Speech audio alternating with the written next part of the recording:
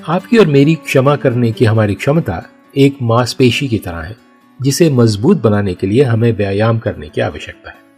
सौभाग्य से हम एक ऐसी दुनिया में रहते हैं जहां इसे करने के लिए बहुत से अवसर है।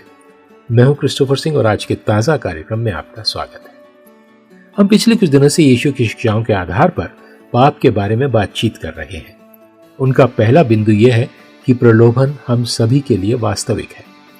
दूसरा, जब हम उस प्रलोभन के आगे झुक जाते हैं तो हम दूसरों को अपने साथ नीचे खींच सकते हैं, जिसे वो वास्तव में बहुत गंभीरता से लेता है।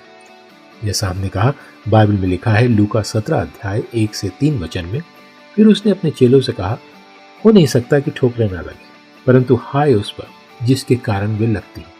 जो इन छोटों में से किसी एक को ठोकर खिलाता है, उसके लिए भला होता कि चक्की का पाट उसके गले में लटकाया जाता और वो समुद्र में डाल दिया जाता। इसलिए सचेत रहो। और उनका अगला बिंदु भी उतना ही महत्वपूर्ण है।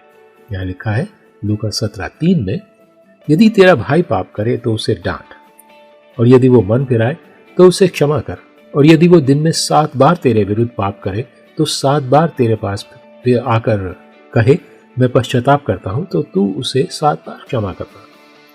यीशु उस क्रूस पर मरे ताकि हमें क्षमा किया जा सके, ताकि पाप का बंधन उसके कारण बिल्कुल टूट जाए। इसलिए क्षमा करना ईश्वर के लिए इतनी बड़ी बात है, और ये बिल्कुल वैसा ही मामला है जब कोई हमारे विरुद्ध पाप करता है।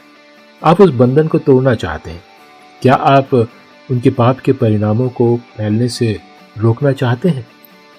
जी हाँ, जब कोई आपके विरुद्ध पाप करता है तो हर तरह से उसका हिसाब लें, लेकिन जब वे माफी मांगते हैं तो इसे ध्यान से सुनें। यीशु कहता है आपको उन्हें माफ कर देना चाहिए।